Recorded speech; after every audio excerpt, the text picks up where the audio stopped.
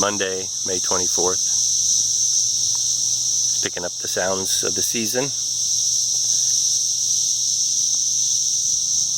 This is our little pollinator plot. We had a lot of milkweed coming in this year. So that'll be good for butterflies and whatnot.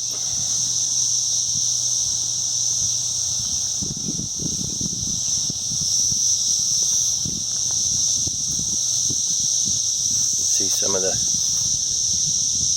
cicada shells on the tree. There's one emerging.